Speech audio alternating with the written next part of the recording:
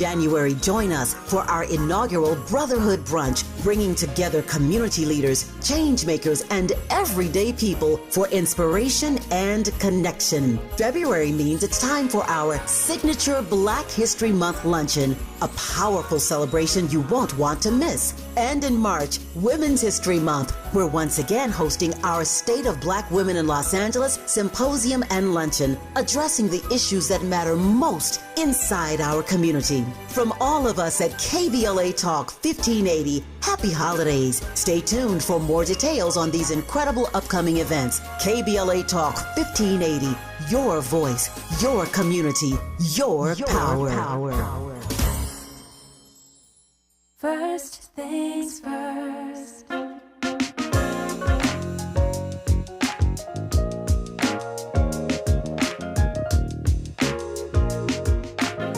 Things first, it's the DU General, Money B. I'ma put you up on the schedule, 6 to 9, 8 weekdays, not 2 and 7 years. We got a lot to talk about, so much to pedal through. Unapologetically progressive. Tune to KBLA 1580 to get the mess. We're your ancestors' favorite radio station. First black on talk radio, left side of the nation. Me and Dominique DePrima go way back. Tag Smiley making sure the station stays black. Discussing all the issues in our community. We're hosted black and brown and others find unity. So let's talk about it. Maybe we can improve it. Digital underground, always down with the move. So we tune in. The first things first with the queen of Black Talk Radio, Dominique DePrima. Go sis. First things first.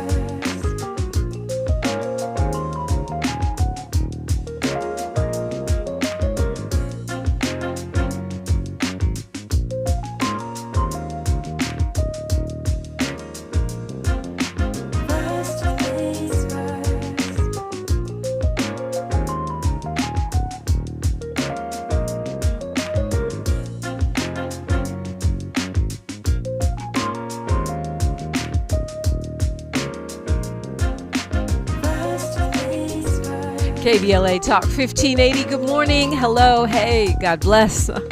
I'm Dominique DePrima. The show is called First Things First, and my first thing today and every day is giving thanks to God, giving thanks, giving praises, and asking for blessings from the Most High, asking for the blessings of the ancestors and the elders.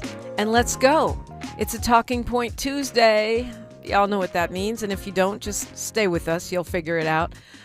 We debunk, we deflate, and we unspin all the spin that's out there to the best of our ability. We do that through a combination of guests and conversation. You're invited in every hour at 800-920-1580, 800-920-1580. If you want to opine on whatever we're talking about or bring up another topic, then again, you can do so in the YouTube chat. It's youtube.com, KBLA 1580, and it's always a fiery comment section full of relevant conversation and sidebars, which are also equally interesting.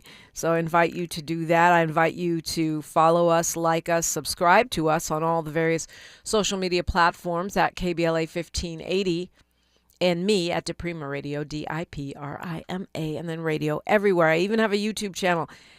And lo and behold, I'm finally getting more than 12 followers, but not a lot more. So if you feel like going to Dominique B. DePrima, the B is for Baraka, and tapping in with me there, I would greatly appreciate it.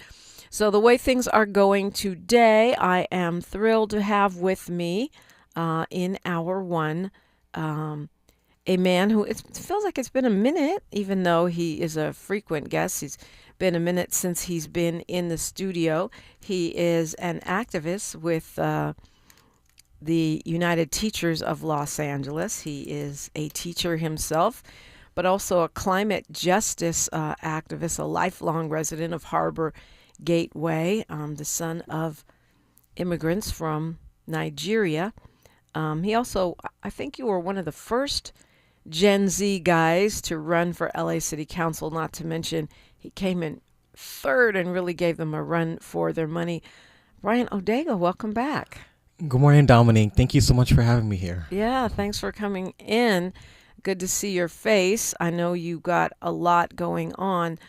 And as usual, our city is just busy, but it feels like we're on the precipice of the election season again. Like, yeah. I have this, feeling like we're always in election season. And this time it kind of felt like a little break, and then boom, Prop 50 popped up from out of nowhere. And now here we are facing 2026. Will you run again, do you think, for anything? November, this month has been pretty monumental nationally, right, with the victory of Zoran Kwame Mamdani in the city of New York.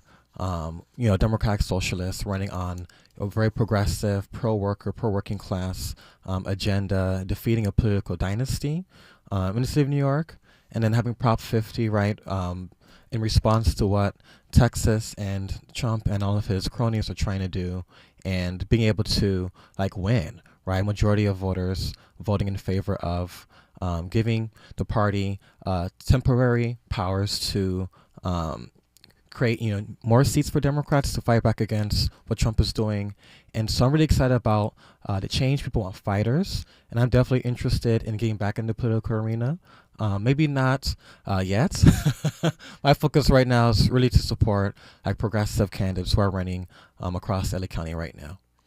Yeah, a lot has been made of Zoran Mamdani, and I was speaking with another Gen Z activist, Tandiwe Abdullah was in, and she was really making an interesting point about how she's feeling a little hesitant to embrace any individual the way we did with Bernie Sanders, a little hesitant about Mamdani because she feels like she's canvassed and door-knocked and campaigned for so many progressive candidates, and then they get in office and they veer right. Yeah, I think that's a very valid concern, and we have seen that often with elected officials who run as progressives or call themselves progressives when in office, change their tune. Oftentimes, I think due to pressure from the typical power players that we don't often see in the limelight.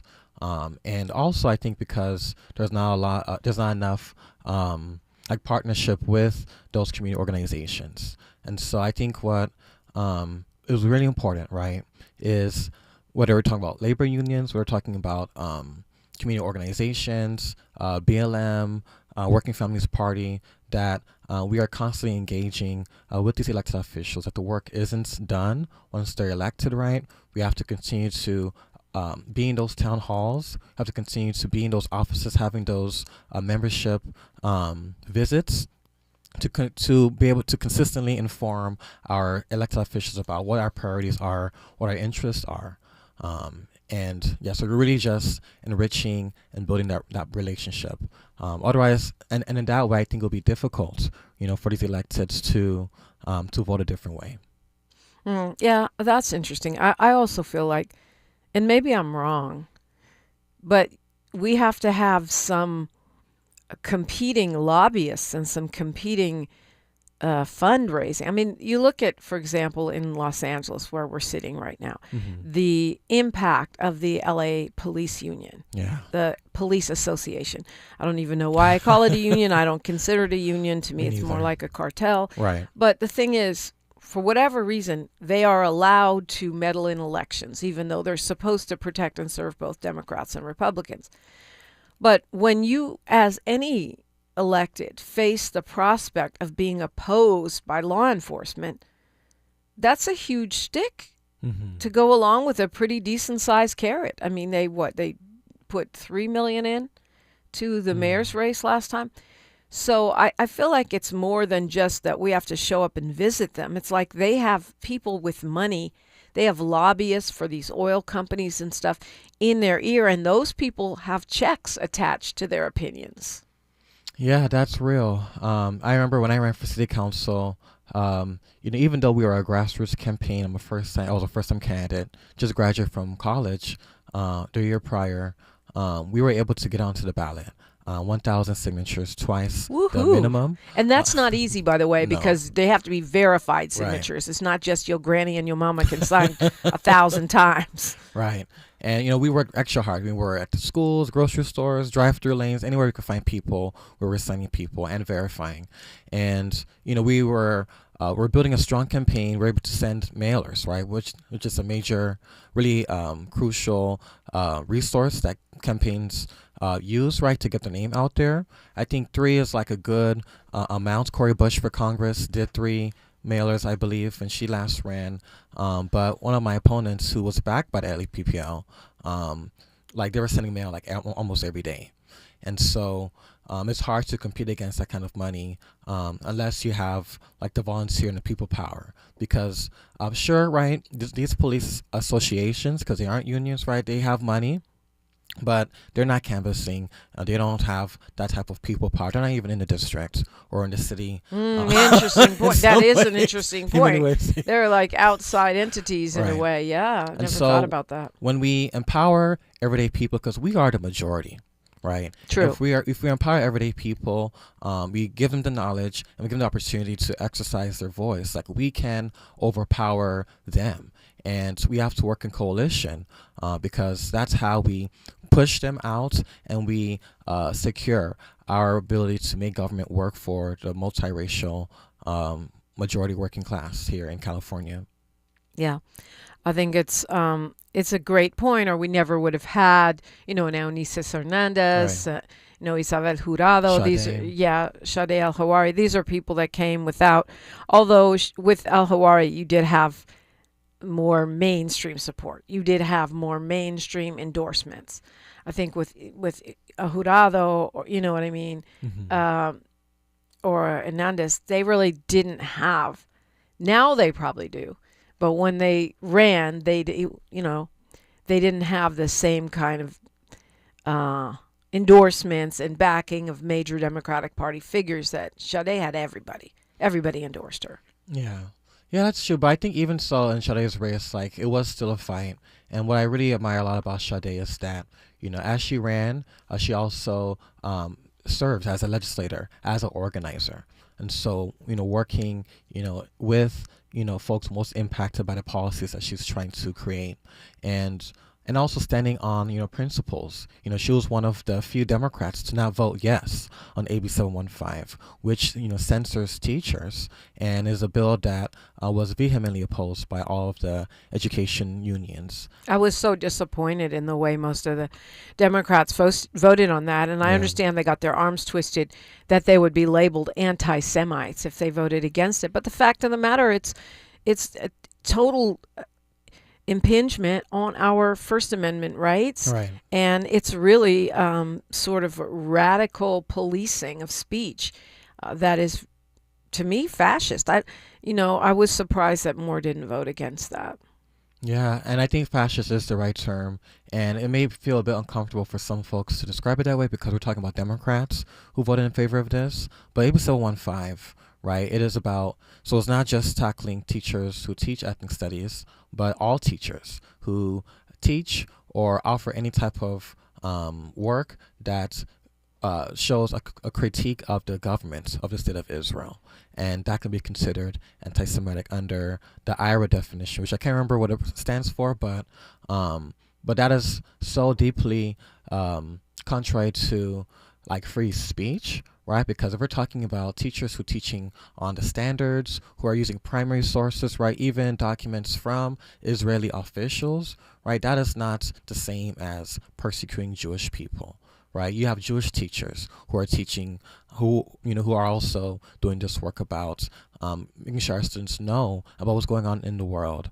That's not anti-Semitic. It also pressures teachers to be political, really, in the classroom. If a student brings up the government of Israel, because our kids know what's going on in the world, they're on social media, and what are teachers supposed to do? Tell them to shut up, or tell them that they're wrong, right? Without having to back it up because of fear of being targeted by the state government, right? Right. And it's not just the state government, Bryant. I feel like one thing that we didn't talk about enough during that campaign is it kind of sets up that Ben Shapiro, Breitbart, turning point dynamic where students are encouraged to turn in teachers for even saying the word Palestine. Yeah. And then those teachers can be fired and persecuted within the context of their jobs. Yeah. Yeah, and I think why it was also opposed by even administrator and superintendent school board associations is because it also takes control away from the district to do their own investigation. Now it's up to like a committee ran by a person in consultation with groups like the ADL, which is far The ADL right. has tremendous power in that bill. Right. It's crazy. I mean, to deputize a private nonprofit, which has a political slant, Yeah. is insane, because now it's almost like the ADL becomes a wing of the government. Yeah. But there's no counterbalance. There's no care wing of the government. Right. So it's very creepy. California has passed some terrible things in the past, 18 months, between Prop 36 and this 715 being signed into law. Very, very terrible things. We have some good news, too, though. We'll talk about that. I like to have my palate refreshers. Bryant always has some good news up his sleeve. You're invited to call in 800-920-1580, 800-920-1580. Man, the news cycle doesn't stop. So many things are going on. There will be no slowdown for the holiday, apparently. I'm Dominique DePrima, and you're listening to KBLA Talk 1580. She's reclaiming her time on KBLA Talk 1580. More First Things First with Dominique DePrima when we come forward. If you've been diagnosed with moderate to severe plaque psoriasis, this is what it sounds like to be 1,000,000 miles away. Imagine being 1,000,000 miles away.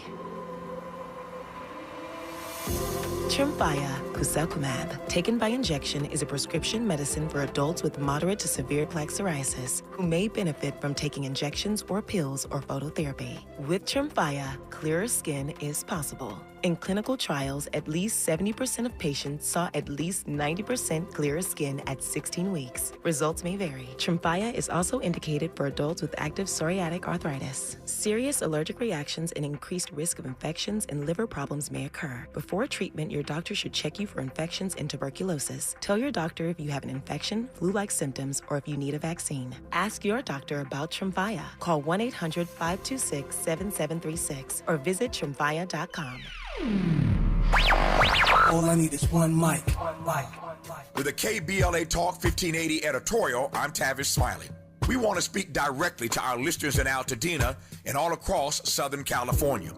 Recently, we invited Southern California Edison to join a town hall so fire survivors could ask questions and get clear information about the Altadena Eaton fire and this so-called settlement fund. Weeks before the event, the law firm originally connected to the program withdrew, and we provided SCE updated materials confirming those changes. But despite that, SCE later stated publicly and privately that they were pulling out of the town hall because plaintiffs' attorneys were participating. That was not accurate, and SCE knew that it was not accurate. But when shown documentation that disproved their claim, SCE ignored it and declined to correct the record. At KBLA Talk 1580, trust is not an option. It is the foundation of our work and witness. It is the promise that we make to you. And so we will not move forward with any partnership that misrepresents the facts or undermines the credibility that we have built in love and service to this beloved community. Our commitment remains with the good people of Altadena. We will continue providing independent, verified information to support your recovery without interference from any outside entity, including Southern California Edison, so you don't get burned twice. With a KBLA Talk 1580 editorial, I'm Tavis Smiley. As always, we welcome your feedback.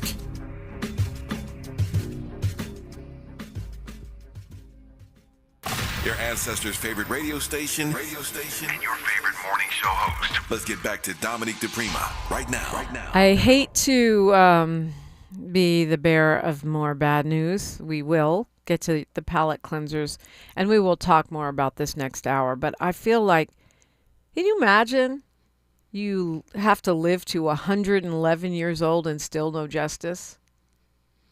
I mean, 111 years old, and you first became aware of injustice at the age of 7 when an angry mob of wiling white people came and burned your neighborhood to the ground. I'm talking about Viola Fletcher, of course. She was just a little kid in 1921 when they burned her neighborhood to the ground and bombed it from the sky. Yeah. When the government teamed up with the angry mob to destroy the Greenwood neighborhood of Tulsa, Oklahoma. And she made her transition this week.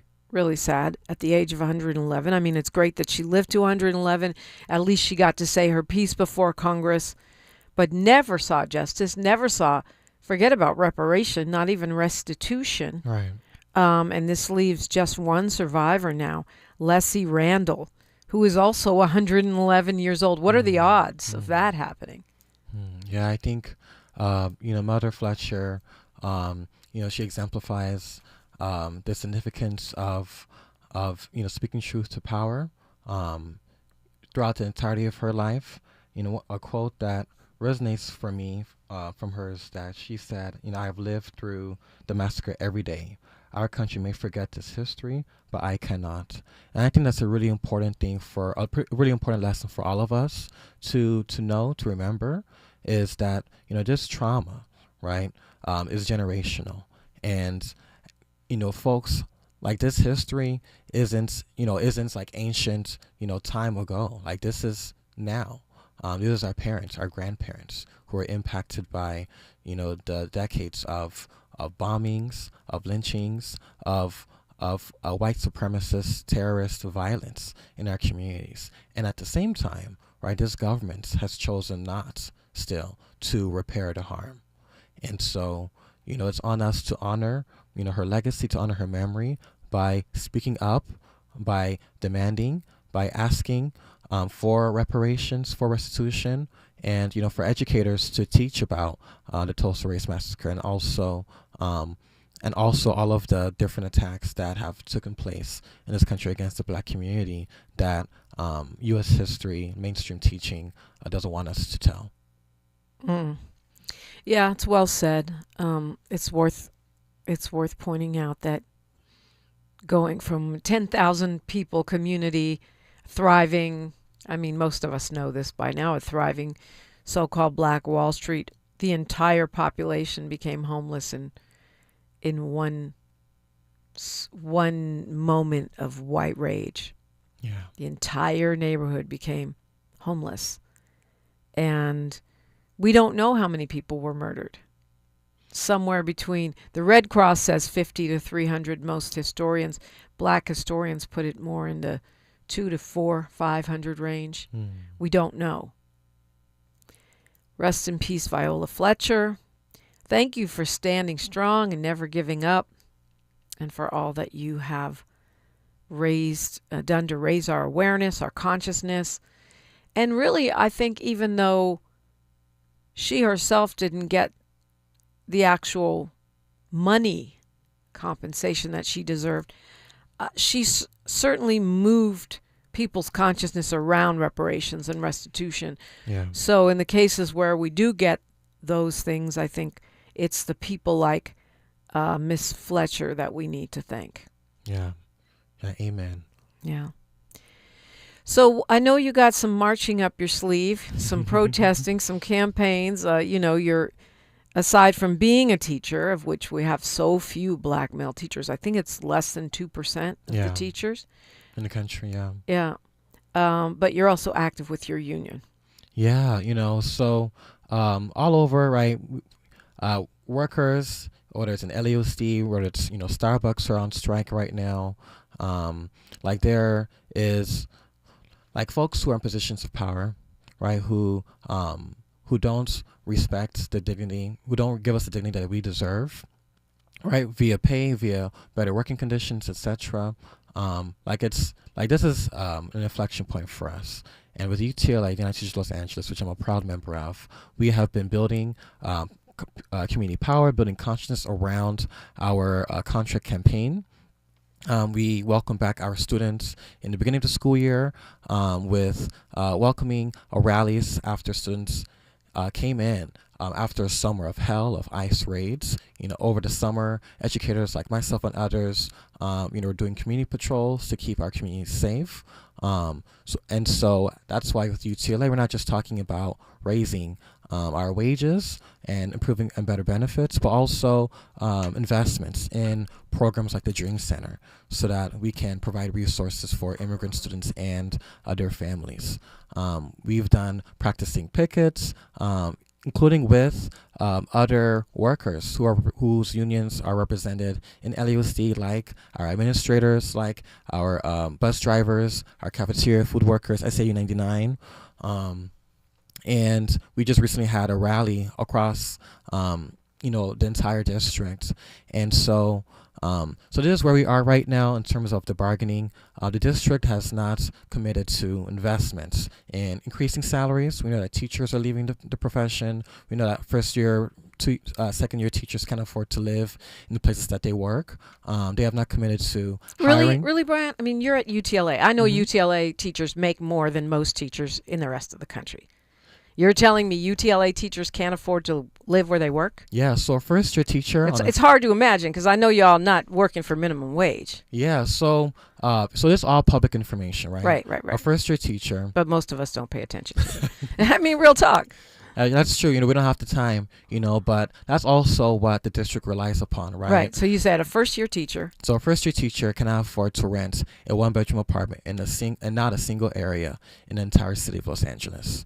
And so what does that look like? Looks like folks like myself living with their parents, commuting over an hour to work in schools because, for one, in the South District, it's hard to find openings because not enough resources, right? And two, teachers can't afford to move closer to home. And so you have to risk either getting a second job. I know teachers who drive Uber, or you have to risk, getting 2-3 different roommates in order to afford a portion of rent in LA, and that is not sustainable if we really want to have a workforce. These are the folks who take care of our kids 6+ hours a day. And teachers don't just teach content, right? We also serve as mentors. We go to the sports games. We are off-duty therapists, Yeah, no doubt. And so it's hard to do that work when teachers are also struggling to get by. And we know that when our teachers are struggling, our cafeteria workers are struggling even more. Okay, hold that thought. We got news, traffic, and sports. We'll keep this thread going when we come forward on KBLA Talk 1580. More of First Things First with Dominique DePrima when we come forward.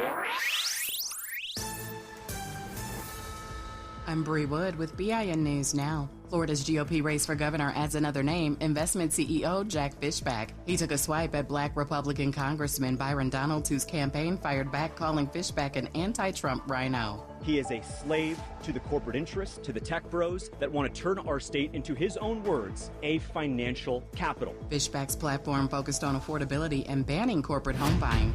The oldest survivor of the 1921 Tulsa Race Massacre has died. Viola Fletcher passed away Monday at the age of 111. Former President Barack Obama was among many to pay tribute to Fletcher, posting on X that he and former First Lady Michelle Obama were sending their love to her family. And Chance the Rapper will ring in the new year in his hometown of Chicago, hosting the city's debut as a central time zone location for Dick Clark's New Year's Rockin' Eve with Ryan Seacrest 2026. Get BIN News Now on demand 24/7 on the iHeartRadio app. Compassion sponsorship means food, healthcare, education, and most of all, being known, loved, and protected. There are thousands of kids waiting over a year. End their wait. Sponsor a child with compassion today. Text the word radio to 83393. This is the KBLA Sports Minute with Ray Richardson. Interesting game at Crypto.com Arena tonight in downtown LA. The Lakers and Clippers meet up for the first time this season. The outlook for both teams at the start of the season is very different. At 12-4, the Lakers have the third best record in the Western Conference, despite not having LeBron for the first 14 games. games. The Clippers have the fourth worst record in the West at 5-12. They were 2-7 while Kawhi Leonard missed 9 games with an ankle injury. Leonard returned to the lineup Sunday at Cleveland, but will he be at full strength to deal with LeBron or Luka Doncic? This is a national TV game tonight on NBC. The Clippers' problems could get exposed to the entire country. As for the Lakers, the country will see why they are one of the NBA's surprise teams. 8 o'clock tip-off. Top 5 women's college basketball teams in this week's top 25 poll: UConn, South Carolina, 6-0 UCLA, Texas, and LSU. No debates, no speculation, just the info you need. That's your KBLA Sports Minute. I'm Ray Richardson on KBLA Talk 1580.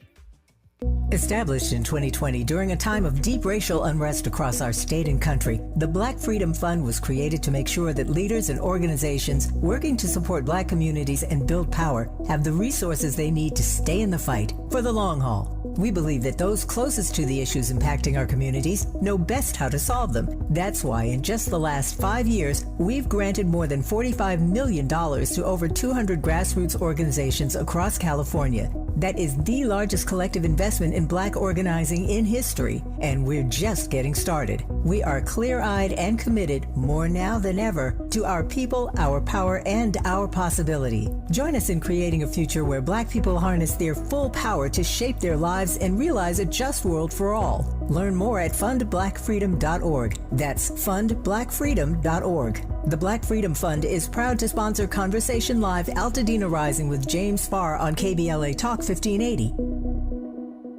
The holidays mean more travel, more shopping, more time online, and more personal info in more places that could expose you more to identity theft. But LifeLock monitors millions of data points per second.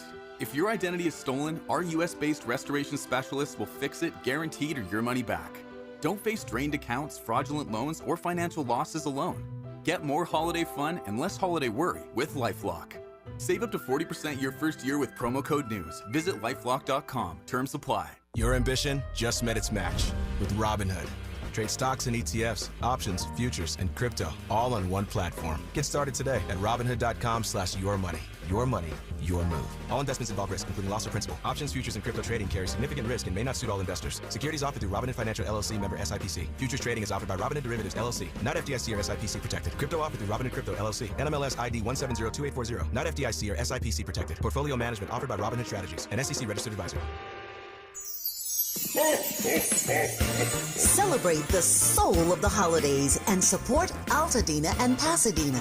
Join us on Monday, December 15th, 7 p.m. inside the Bram Goldsmith Theater at the Wallace in Beverly Hills for Soul of the Holidays, a joyful night of Motor City soul, gospel, and holiday classics featuring an 18-piece band, all-star vocalist, and community choirs, all in support of the Black LA Relief and Recovery Fund. This performance comes at a pivotal time for many in Altadena and Pasadena. This is their first holiday season since the devastating Altadena Eden Canyon fire, which destroyed homes and community spaces. While the physical losses are immense, the power of community remains, and your attendance directly supports recovery, resilience, and renewal. So, be sure to join us Monday, December 15th, 7 p.m. inside the Bram Goldsmith Theater at the Wallace in Beverly Hills for Soul of the Holidays, benefiting survivors of the Altadena Eden Canyon fire.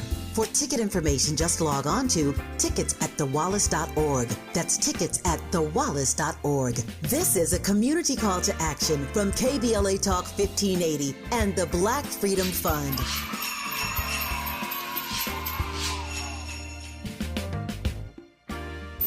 Thanks for waking up with Dominique DePrima on KBLA Talk 1580. And we're talking with Bryant Odega. He is an activist in the climate justice space, a LAUSD teacher, and active in the union. We were talking about the pay, and I was pushing back a little because I feel like most of the teachers in UTLA make better money than most workers in Los Angeles, and certainly more than most of the parents of the students that they instruct, mentor, give mental health support to, role model for.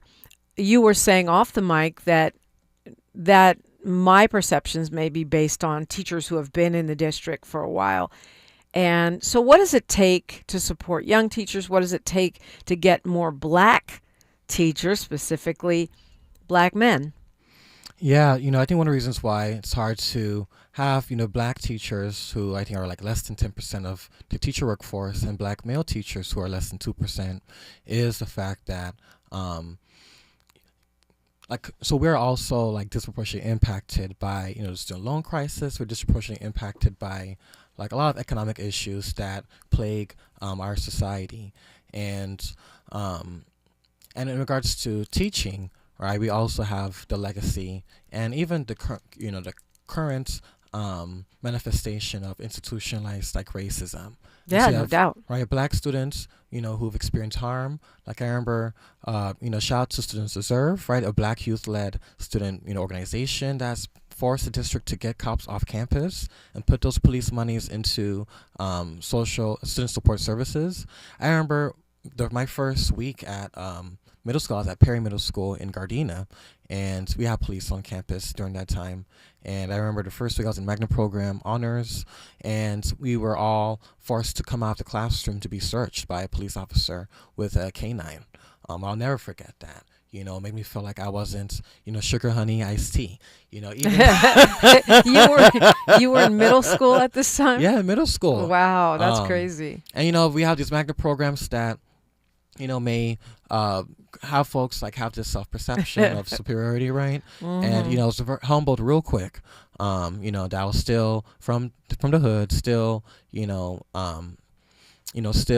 still black, and so there's so many examples: suspensions, black girls being silenced, being marginalized, and so when folks graduate from high school, right, I constantly talk to my students about, maybe considering teaching as a profession, and they're like, heck no, and so why come back, right, after all of those experiences? And then also, let's say, right, you do have those folks who are like, okay, this was harmful, but I want to be a change. Or I've had some good educators, which I have had, like Madam Gumis at King Drew, right, who saw me as a full human being, and now they want to give back. When we look at the salary, right, and you look at the commitments you have to mom, to dad, to whoever in your family that you're also responsible for, it becomes really difficult to decide whether it's worth pursuing your passions or your heart at the expense of being able to really provide in a sustainable way for your family. And so if we want to have and then college, right, is expensive, and so the salaries just aren't high enough to be able to pay off these loans and or all of the other cost of living expenses. And so if we want, black teachers, right, to be more represented in the workforce, we have to increase the salaries, right? Like Nigerians, right, African parents, one of the, it's a running joke, but there's some truth to it, right? If we want to be successful, we have to be either a doctor, lawyer, you could be a nurse now, or an engineer, and that's because all of those jobs pay higher salaries than teaching. And teachers often have the same or similar, maybe not as like medical doctor, but in terms of like as an engineer or lawyer, right, or a nurse, like teachers typically have similar, if not more, education, but their pay is like dramatically worse. Well, fair points. And now the Trump administration says nurse is no longer a profession, a professional degree. Ridiculous. So they're going to be having a harder time getting the dollars to support their education, which nurse shortage pending. Right. Get ready. I think we already have one. But so the other thing you were saying is that it's the early years, maybe the first 5 years of being a teacher is a lot tougher because the pay is going to be a lot lower and you're still paying off all those student loans and you have probably have to commute from somewhere far away. So a lot of people just don't make it. Right. Yeah, that's exactly it. And so, the reality is, right, like the reason also like the moral issue, to support, this contract campaign to raise these salaries is because, these are the folks who, like they serve multiple hats, right, at the school site in support of our children. They support the clubs our students run. I'm currently working on letters of recommendation for almost a dozen students now. I'm going to have to start capping my commitments because of capacity, right?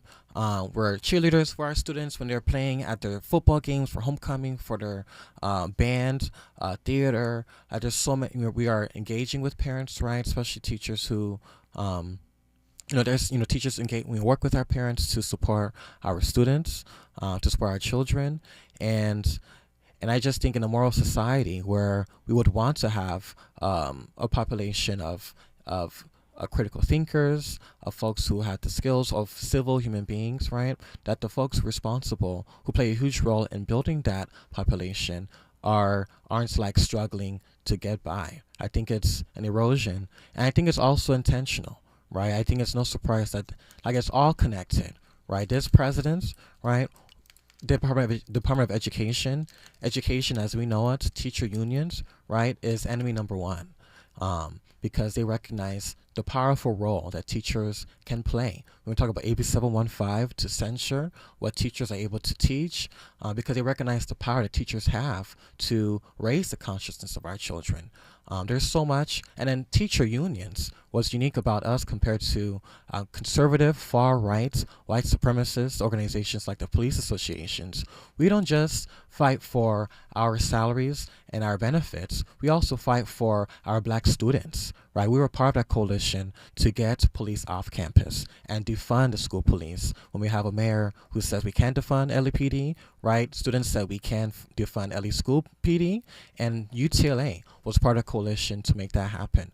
When our immigrant students and parents are under attack, UTLA stands up and fights back in solidarity, demanding, district, if you need to also fund Dream Center so we can invest in our immigrant youth, so that we can invest in our parents, fighting for community schools, so our schools don't just serve our students, but also their parents, right? Food, right? When talking about food, SNAP benefits expiring or being paused by this capitalist oligarch in office, right? UTLA, demanding, right, food to be provided, distributed to our parents, clean, healthy schools, right? And also we stand solidarity with other unions. We are rallying our membership to show up on December 16th for SAU Local 99, which, when it's tough for teachers and counselors, right, it's really tough for our cafeteria food workers, for our bus drivers who also play an essential role in education. I remember I loved my bus driver when I was in elementary school at 186 in Harbor Gateway, who would take us to school safely, with joy, with, that was that's how I started my day, going to school. These folks, the folks who feed, who put the food, right, in our kids' bellies so that they can have the nutrition and energy to function and to be active at school. They're also under attack, and it's even worse, right, for them because I can't remember the hard numbers, but I know that we have a lot of service line workers who are living in poverty. Yeah. Right. So I may not be eligible for SNAP because, according to this country I work, I make enough, even though in this county of LA, I'm considered low income. But we have a lot of, food workers, of SAU workers who are living off of food stamps because they can't afford, they don't make enough. Even though they have jobs, yes. Right. It's the Walmart formula. Right. And so I on always December 16, sorry, just to go ahead. plug the event, it's going to be regional rallies in the Harbor area in Beaudry. You can go to SAU 99's Instagram to learn more, but it's going to be taking place at 4:30 p.m. in LAUSD HQ, or if you're in the Harbor area, Harbor Bridges Span School in Wilmington, or if you're closer to the Valley, LAUSD Local District Northwest in Van Nuys. And so we need to show up in solidarity with SAU 99 because when they win, we all win. All right, well said. December 16th, 4:30 p.m. LAUSD headquarters is what you meant when you said Beaudry. Yes. Sorry. Yeah. If you're a teacher, that's just normal, Beaudry. Yes. But for the rest of us, and then it sounds like other LAUSD hubs. Right. Yeah, Cecily Mariart Cruz, the union president, was on this show. She was talking about the very same thing. Let's go to Mike calling us from Los Angeles. Good morning, Mike. Good morning, Dominique. And I was listening to it this morning. It really hit me with what he was saying. He is right on point. Teachers are not being paid properly. LAPD comes out of they can come out of high school and get an LAPD job. A police job for they making $100,000 starting out. And teachers had to go to school for 4 years. They probably have to get a master's degree, and they're starting out at $60,000. That makes no sense. Why are we allowing this? Just like we allowed them taking the trades out of schools. And, kids are coming out of school, they know how to take a test, but they don't have a skill or a trade when they come out of school. And then we wonder why they can't get jobs out here. And the percentage of kids coming out of schools are like about 40% of them are ready for college, and only 20% of those finish college. So, I wasn't the sharpest pencil in the box, and I'm still not the sharpest pencil. But, is it that hard to understand what's going on here? It's like they're setting us up for failure. Why are we allowing this? Okay, so I'm reading here. It starts at $86,000 for an LAPD officer. It goes to $91,000 after 6 months. And then they can make up to $113,000 with overtime, which we know is a whole epidemic here in Los Angeles. The issue of police overtime. So yeah, I guess you're what I'm saying is you're giving them a little raise from what they actually have, but it's not way off. Not that much a raise. No. It says average yearly pay about $100,000. Yeah. They get a lot of overtime, Dominique. They get a lot of overtime, Dominique, straight off, and they don't have a student loan to pay off, which teachers do. Mm-hmm. And that student loan is up there. Even my kids have student loans, and that's the thing. Well, why are we allowing this type of thing? And then we wonder why are we not getting the top teachers in the schools? Do you have to be a rocket scientist to figure it out? Yeah. Also, we wonder why other countries are doing better than we are academically. In the brains race, right? The race for engineers and scientists and innovators. Yeah, it's a fair point, Mike. And I see Bryant over here nodding his head. Yes, we'll continue the conversation. I also want to talk about that T-shirt you got on, Bryant, when we come forward. He's wearing a Working Families Party T-shirt. If you're not on YouTube, what's up with that? We'll talk about it when we come forward on KBLA Talk 1580. KBLA Talk 1580 is an intervention. When we come forward, includes you. KBLA Talk 1580, turning pain into power. Looking for a purposeful and passionate way to make a difference in your community? Volunteer with our Senior Medicare Patrol and help prevent Medicare fraud. SMP volunteers work in their community educating peers about healthcare fraud and how to prevent and detect it. Free training starts soon. Check us out online or at an SMP open house near you. We're on a mission to stop fraud. Join our team. You make a difference. Visit caspvolunteer.org.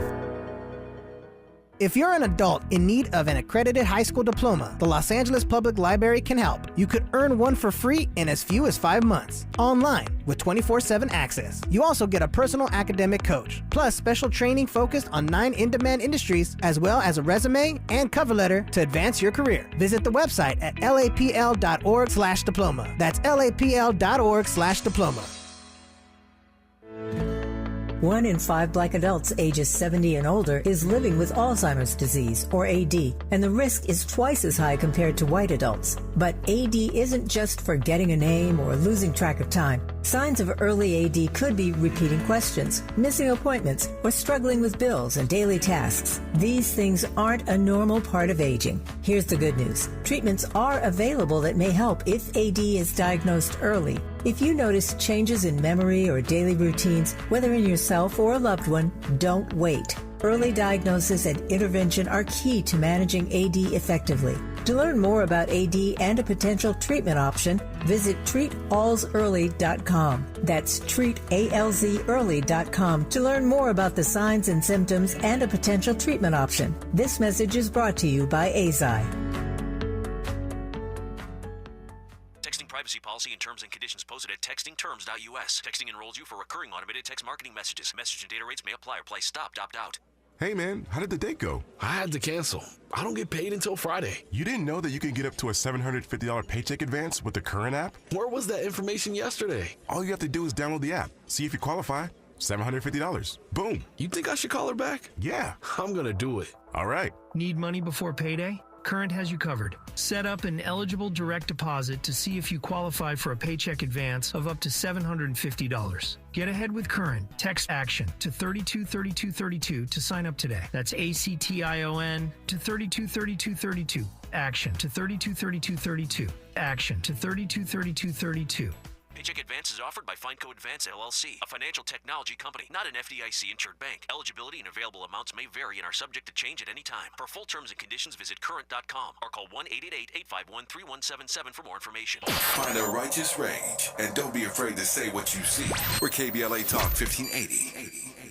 We are, and Bryant Odega is here. Man, we probably should have started here, but it's logical. We went down the path of your fight right now with UTLA, and hopefully the district wakes up and smells the coffee, because it'd be nice if we could avoid a strike, but I know UTLA don't play. Yeah, it's the last resort, but as we see with the Starbucks workers across the country who are striking indefinitely right now, what we've seen in the past, like workers, we may not have control over, we are not the executives, right? But we are the workers, and these companies, these schools, they cannot operate without the workers. And so, and the district is sitting on $5 billion, right? Sitting on extra reserves that not even other school districts across California with fewer budgets or smaller budgets are even doing. And so we have the money. We just need our district to have the will to invest in teachers, to invest in our students and our communities. And so strike is the last resort, but we are also building up the pressure and preparedness. Yeah, if no doubt. necessary. No doubt. So tell me about your Working Families Party T-shirt. What does that signify for you? Yeah, so I'm a member rep for LA County here for the California Working Families Party, which overall is a political home, a political party for those who are frustrated with the ways in which the Republican Party and the ways in which the establishment within the Democratic Party have been operating. We are about fighting for the interests that advance the working class here in this country, healthcare for all, climate justice,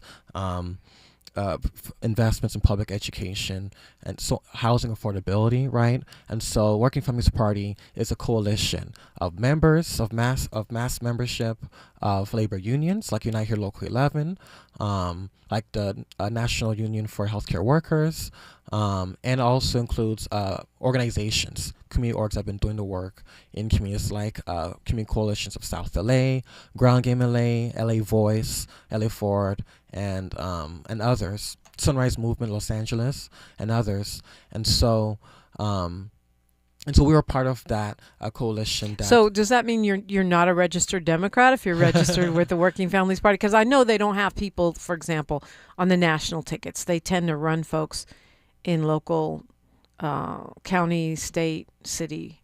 Yeah, great question. I think so. I think we did endorse in the presidential election in 2020. I think that was for, I can't remember the outcome of it, but we do endorse. So we have national, state, and local committees where we endorse in local, state, and national elections. And so, unlike New York, though, in California, we do not have like a ballot designation where you can vote on the WFP line, like you can vote as a Democrat or for other parties. However, we do operate as a party. So we have our own membership meetings, we have our own conventions, we endorse our own candidates like, for example, Marissa Roy, who's she's running against the city attorney, Heidi Feldstein Soto, right? Right. So she's a government attorney. She works for AG Bonta, and she's running against Heidi, who has not been responsive to the Trump administration's attacks on our communities. When other city attorneys across the state are suing against Donald Trump, Heidi is dragging her feet. She, according to LA Times, right, there's a political calculus in terms of whether she holds corporations accountable or not. And I think in this time where corporate landlords are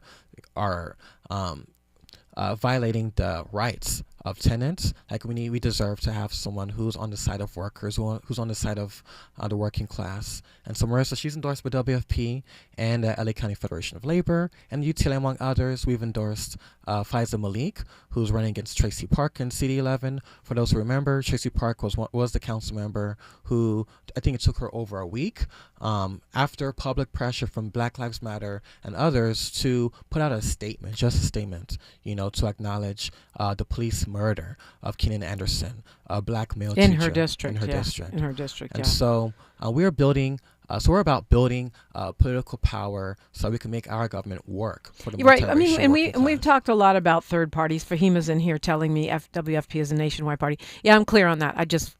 I'm asking him because he has on the T-shirt, and I don't think people are as familiar.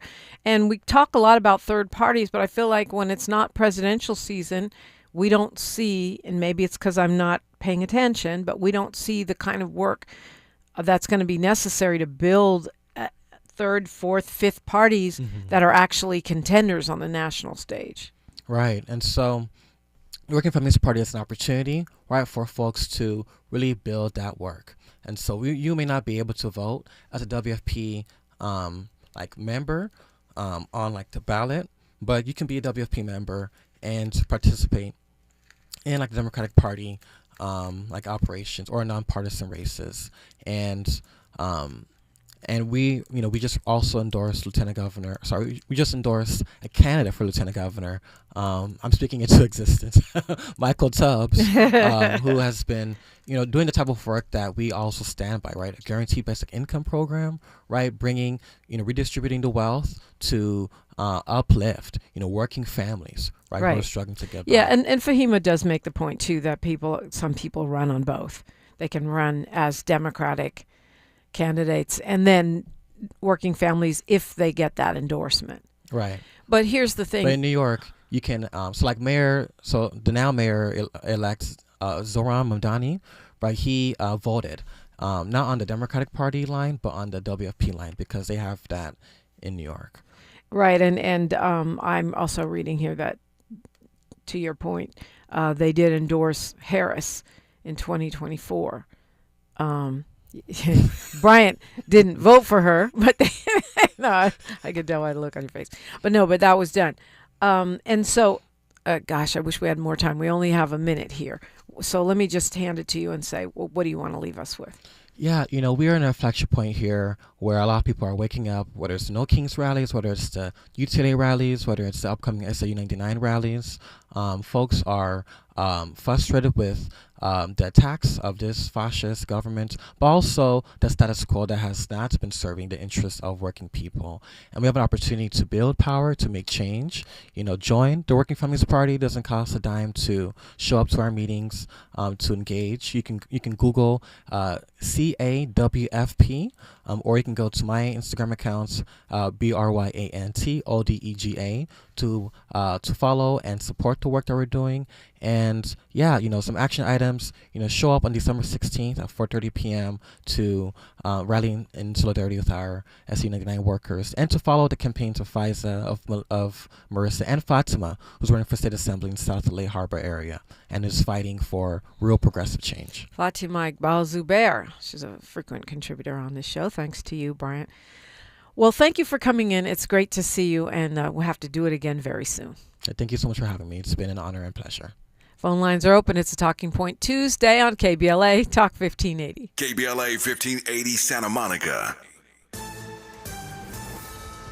I'm Bree Wood with BIN News Now. Florida's GOP race for governor adds another name, investment CEO Jack Fishback. He took a swipe at Black Republican Congressman Byron Donalds, whose campaign fired back, calling Fishback an anti-Trump rhino. He is a slave to the corporate interests, to the tech bros that want to turn our state into his own words, a financial capital. Fishback's